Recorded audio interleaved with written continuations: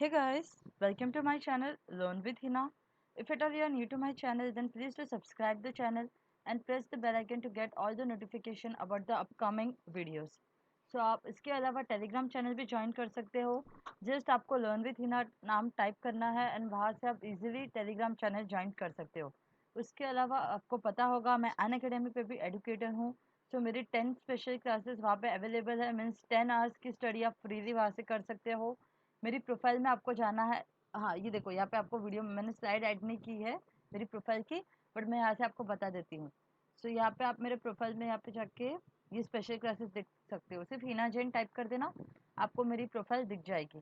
ठीक है। सो ये कुछ वीडियोस अवेलेबल है पेपर 1 एंड पेपर 2 कॉमर्स के स्टूडेंट्स के लिए है। सो आप देख सकते हो पेपर 1 सबके लिए कॉमन होता है, तो आप सब यहाँ पे ज्वाइन कर सकते हो। ठीक है। और पेपर 2 जैसे कि कॉमर्स स्टूडेंट्स हो गए, मैनेजमेंट के स्टूडेंट्स हो गए, इकोनॉमिक्स के स्टूडेंट्स हो गए, तो वो सब के लिए कुछ टॉपिक सिमिलर होते हैं, तो वो ज्वाइन कर सकते हैं यहाँ पे। चलिए, तो अभी हम आगे क्या करने वाले हैं वो मैं बता देती हूँ आपको।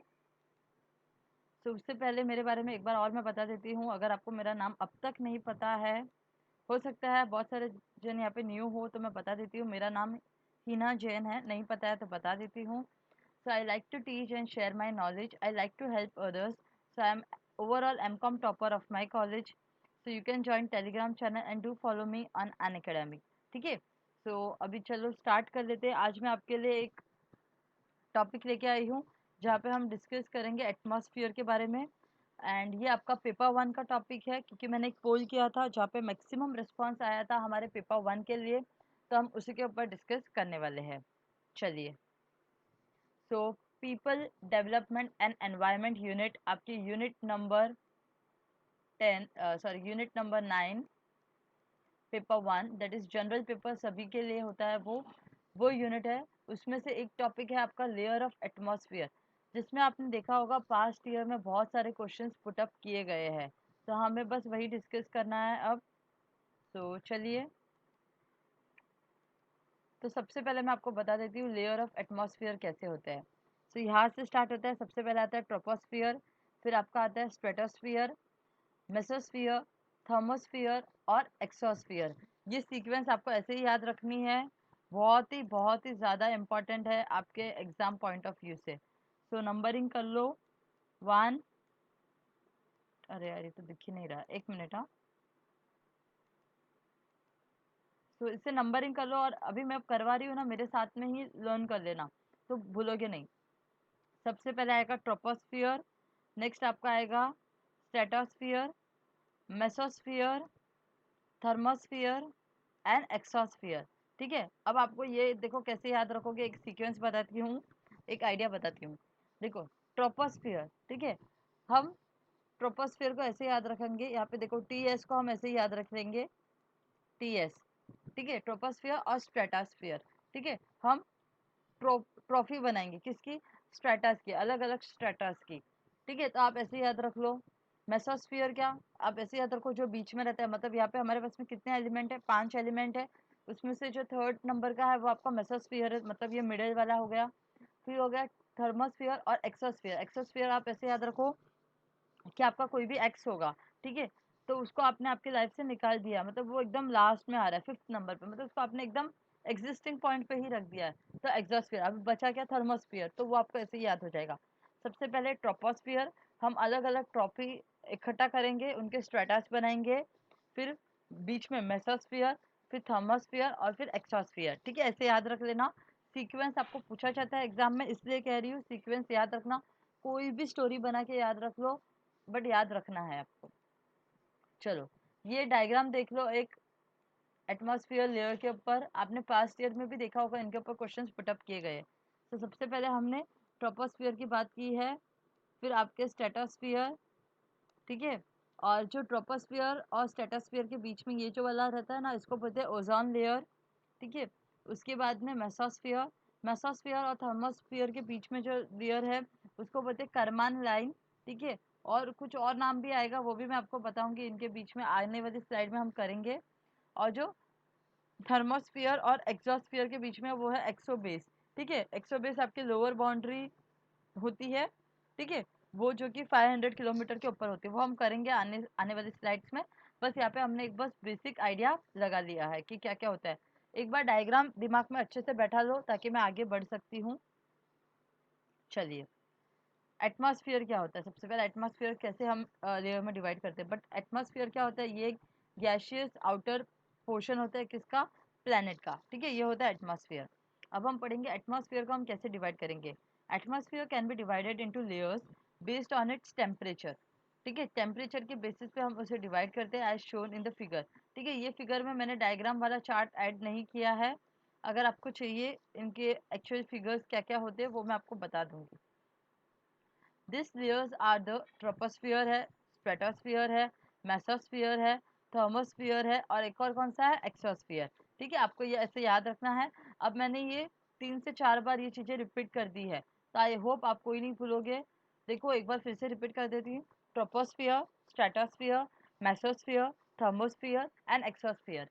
ऐसे ही इन्हें याद रखना है, बोलते जाना जब टाइम मिलेगा। A further region beginning above 500 kilometre above the earth surface। अगर मैं ये कहूँ कि ये थर्मोस्फियर और एक्सोस्फियर के बीच में, ये इसके ऊपर अगर कोई जाता है तो वो होता है एक्सोबेस। वो 500 किलोमीटर के ऊपर होता है अर्थ सरफेस के, तो उसे हम कहते हैं, क्या कहते हैं? एक्सोबेस। और वही एक्सोस्फियर। ठीक है, अगर आपको पूछ ले इन दोनों के बीच का ये इस बारे में, तो एक्सोबेस होता है, और अगर अबाव बोलते तो 500 किलोमीटर। चलो, अब सबसे पहले हम पढ़ेंगे ट्रोपोस्फियर क्या होता है। हमें इन डिटेल इतना नहीं पढ़ना है, इसको सिर्फ ऊपर ऊपर से आपको समझ में आ जानी चाहिए कि चीज़ें क्या होती है, सीक्वेंस क्या होता है, बस यही आपको पूछा जाएगा। तो हमने पढ़ा था जो लोवेस्ट पार्ट होता है एटमॉस्फेयर का वो होता है ट्रोपोस्फियर। सबसे पहले हम ट्रॉपी इकट्ठा कर रहे हैं, फिर से अलग अलग स्ट्रेटास में डिवाइड करेंगे, फिर मेसोस्फियर की बात करेंगे। ऐसे आपको याद रखना है। The part we live in, जो पार्ट में हम रहते हैं उसे क्या बोलते हैं? ट्रोपोस्फियर, जहाँ हम रहते हैं। It contains most of our weather, जैसे कि क्लाउड, रेन, स्नो, ये सब आपके किसके अंदर आती है? ट्रोपोस्फियर में। मैं हाईलाइट कर देती हूँ ताकि आपके लिए और इजी हो जाएगा उन्हें समझना। ठीक है, ये क्या होता है? ये लोएस्ट पार्ट होता है, ये आपको याद रखना है। और जब जो पार्ट जहाँ पे हम रहते हैं, ठीक है, इसके अंदर क्या क्या कंटेन होगा? आपके क्लाउड, आपके रेन, स्नो, ये सब इसमें आएगा। In this part of the atmosphere, the temperature gets colder as the distance about the earth increases। क्या बोला गया है यहाँ पे? आप ऐसे याद रखो, माउंट एवरेस्ट। ठीक है, यहाँ पे आपका माउंट एवरेस्ट आता है। माउंट एवरेस्ट का टेम्परेचर कैसा रहता है? एकदम ठंडा ठंडा रहता है। तो जितना ज़्यादा हम ऊपर अर्थ के सरफेस से जाते ऊपर ऊपर जाते जाएंगे, उतना उतना टेम्परेचर यहाँ पे इंक्रीज होता जाएगा। ठीक है, टेम्परेचर क्या होगा? इंक्रीज। सिंपल वर्ड्स में अगर मैं कह दूँ, एग्जाम्पल आप याद रख लो, माउंट एवरेस्ट। ठीक है, यहाँ पे आप एग्जाम्पल याद रख लो, माउंट एवरेस्ट। बस कुछ चीज़ें आपको जो दिमाग में बैठे वो बैठा दिया करो, इजी हो जाता है। चलो आगे बढ़ते हैं। बाय अबव 6.5 डिग्री सेल्सियस पर किलोमीटर। ठीक है, याद रख लेना, कुछ कुछ इंपॉर्टेंट पॉइंट्स है ये। The actual change of temperature with height varies from day to day depending on the weather. तो हमें भी पता है जैसा वेदर रहेगा उस हिसाब से टेम्परेचर चेंज होता जाएगा। The troposphere contains about 75% of all of the air in the atmosphere। कितना? 75%। And almost all of the water vapor, क्योंकि उसमें बादल बादल ही होते हैं, तो जाहिर सी बात है पानी की मात्रा भी ज़्यादा होगी। The decrease in the temperature with height is a result of decreasing pressure। अगर टेम्परेचर उसका डिक्रीज हो रहा है तो प्रेशर भी डिक्रीज हो रहा है। In a parcel of air, if a parcel of air moves upward, it expands because of lower temperature. When air expands, it cools. So air higher up is cooler than air lower down. So बस आपको ऐसे याद रखना है, जैसे जैसे आपके यहाँ पे एयर एक्सपांड होगी वो और ज़्यादा कूल होगा।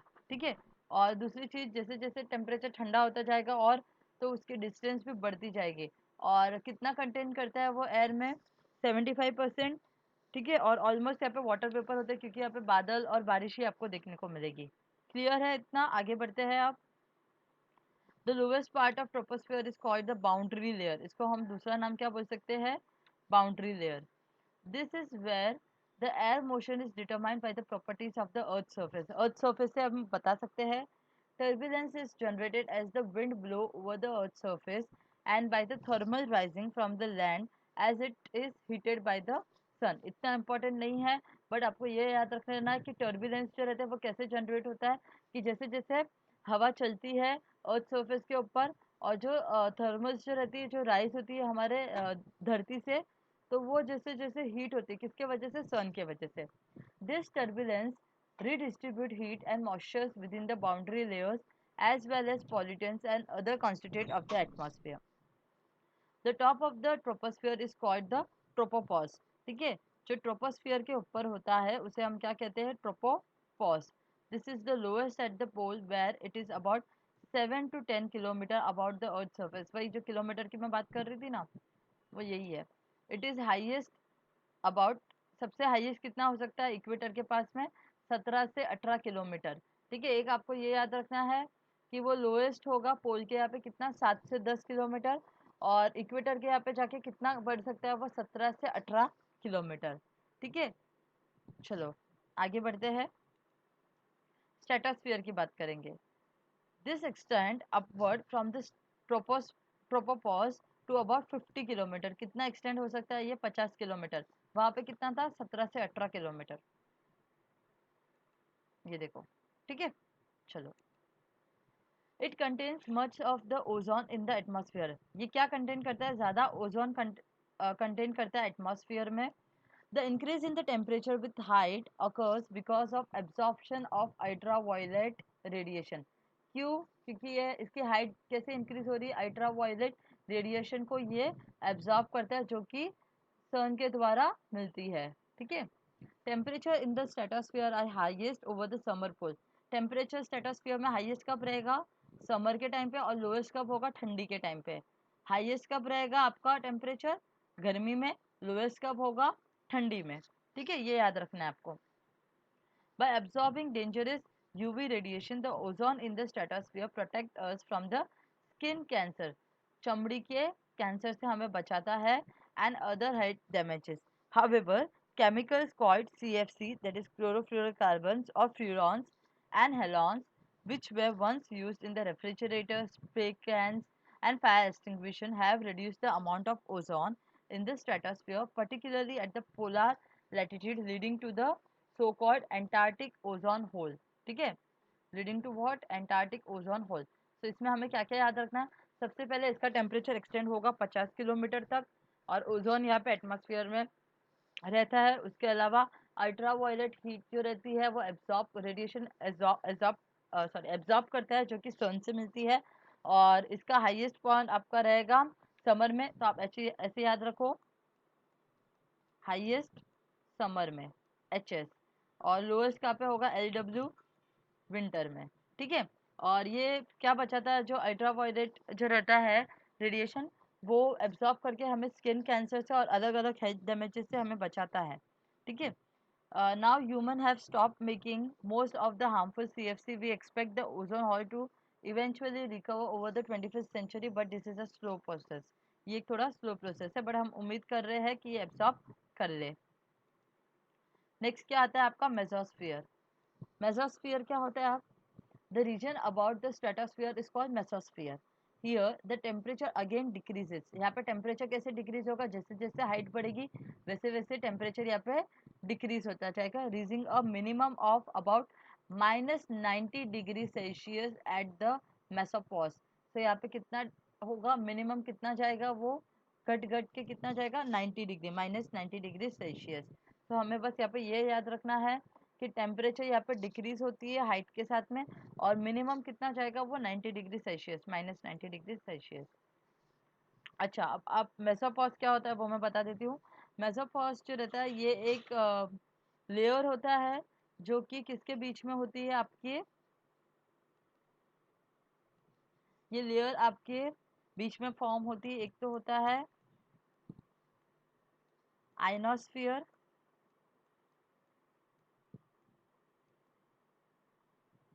ठीक है, और एक और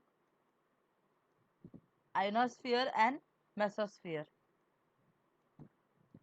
और एक इम्पॉर्टेंट बात यहाँ पे आपको ये याद रखनी है, कि यहाँ पे टेम्परेचर जो होता है ना मेसोस्पोर्स में, टेम्परेचर जो होता है वो आपका मिनिमम होता है। ठीक है, टेम्परेचर क्या होता है आपके यहाँ पे, मिनिमम। इंपॉर्टेंट है, प्लीज नोट डाउन कर लेना। चलो आगे बढ़ते हैं। नेक्स्ट है थर्मोस्फियर। थर्मोस्फियर और आयोनोस्फियर, एक सेकेंड। हाँ, the thermosphere lies above the mesospores, हमने अभी पढ़ा, and it is a region in which the temperature again increases with height। यहाँ पे टेम्परेचर क्या हो रहा है, इंक्रीज हो रहा है, हाइट इंक्रीज होने के साथ साथ में। और यहाँ पे हमने क्या पढ़ा था, डिक्रीज होता है। मेसोस में डिक्रीज होता है और थर्मोस में इंक्रीज होता है। तो कहीं ना कहीं यहाँ पे जो लेयर बनेगा वहाँ पे टेम्परेचर कैसा रहेगा आपका, वो आपको ध्यान में रखना है। ठीक है, टेम्परेचर क्या होगा, इंक्रीज होगा, is caused by the absorption of energetic ultraviolet and X ray radiation. ठीक है, हमने ये पढ़ा था स्ट्रेटोस्फीयर में सिर्फ अल्ट्रावायलेट रेडिएशन एब्जॉर्ब करते थे, और यहाँ पे अल्ट्रावायलेट भी और एक्स रे रेडिएशन भी। The region of the almost of the atmosphere above 80 kilometer is also caused the ionosphere। जो रीजन होता है 80 किलोमीटर के ऊपर वाला, उसे हम क्या बोलेंगे, आइनोस्फीयर।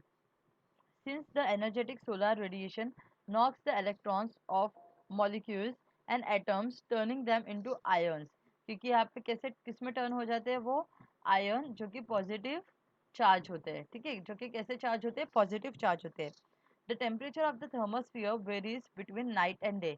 यहाँ पे कैसे होता है टेम्परेचर, दिन और रात का अलग अलग होता है। ठीक है, as do the number of ions and electrons which are present। The ionosphere reflects and absorbs radio waves, allowing us to receive short waves radio broadcast in the New Zealand from the other parts of the world। ठीक है, ये note down कर लेना। तो यहाँ पे बस छोटे मोटे चीजें आपको नोट डाउन कर लेनी है, टेम्परेचर को लेके कौन किसका पार्ट होता है, कौन किसके बाद में आता है, बस वो याद रखना है। नेक्स्ट है एक्सोस्फियर। एक्सोस्फियर क्या होता है, द रीजन अबाउ 500 किलोमीटर जो होता है उसे हम एक्सोस्फियर कहते हैं। It contains mainly oxygen and hydrogen atoms. तो यहाँ पे क्या होगा, ऑक्सीजन एंड हाइड्रोजन एटम्स होते हैं, but there are so few of them that they are rarely collide। They follow ballistic trajectories under the influence of the gravity। ये किसके influence में, ग्रेविटी के इन्फ्लुएंस में। And some of them escape right into the space। तो हमें इतना ज़्यादा याद नहीं रखना, बस इतना याद रखो एक्सोस्फियर क्या होते हैं, जो 500 किलोमीटर के ऊपर आएंगे। और यहाँ पे दो मेनली एटम्स होते हैं, एक होता है ऑक्सीजन और हाइड्रोजन। ठीक है, बट ये बहुत ही ज़्यादा कम होते हैं। बस ये चीज़ें आपको याद रखनी है। और एक्सोबेस, ठीक है, अगर मैं आपको कहूँ एक्सोस्फियर हमने किया, अगर एक्सो बेस एग्जाम में याद आ जाए ना, आपको पूछ ले, तो याद रखना ये लोअर बाउंड्री होती है किसकी, एक्सोस्फियर की। बस इतना हमें आज पढ़ना था, layer of atmosphere. I know ये टॉपिक न्यू था, बहुत सारे लोगों ने ये टॉपिक अब तक पढ़ा नहीं होगा। तो नोट्स बना लेना, साथ ही साथ सब नहीं लिखना है, जो भी स्लाइड में यहाँ पे मैंने बताया है, सिर्फ इंपॉर्टेंट पॉइंट नोट डाउन कर लेना। और बस कुछ डाउट हो तो पूछ लेना। Thank you, keep supporting and keep sharing.